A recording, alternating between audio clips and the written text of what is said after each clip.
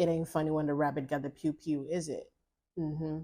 Because Bryan Freedman is back in his petty boots and he says, hold my case files. Bryan Freedman and his team are responding to Ryan Reynolds' motion to dismiss, not Blake Lively's, just Ryan Reynolds as of now. He still has a couple of days to respond to Blake Lively's.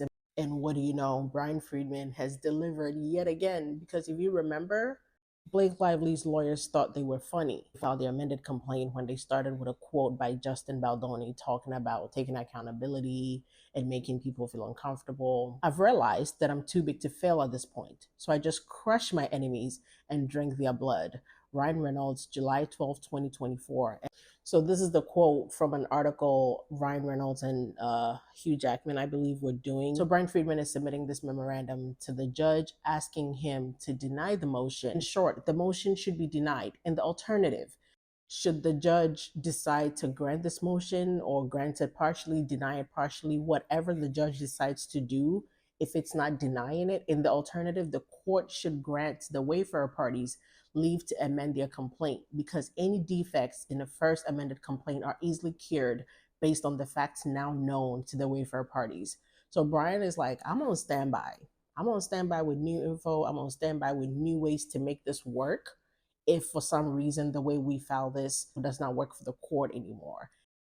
The FAC pleads a claim against Reynolds for his tortious interference with Wayfair and Baldoni's relationship with WME. Tortious interference, for some reason, if you don't know what it is pretty much intentionally disrupting, intentionally causing damage, intentionally doing anything intentionally to cause interference. Does that make sense? Like, does that make sense? The lawyers can help y'all in the comments. Bryan Freedman brings up the fact that we know Ryan Reynolds approached an agent at WME and called Justin Baldoni a predator. And we also know later Ryan and Blake wrote up that apology letter like, hey, Justin is going to take accountability for everything.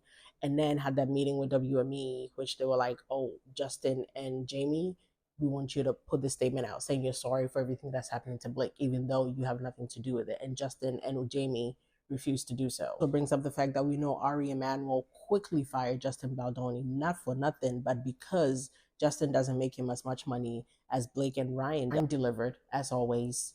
We're going to wait for a couple of days for him to respond to Blake's motion, but also be prepared. The judge is not going to rule on anything as of right now. Anybody who's like, we want to go to trial now, this is why trial is next year.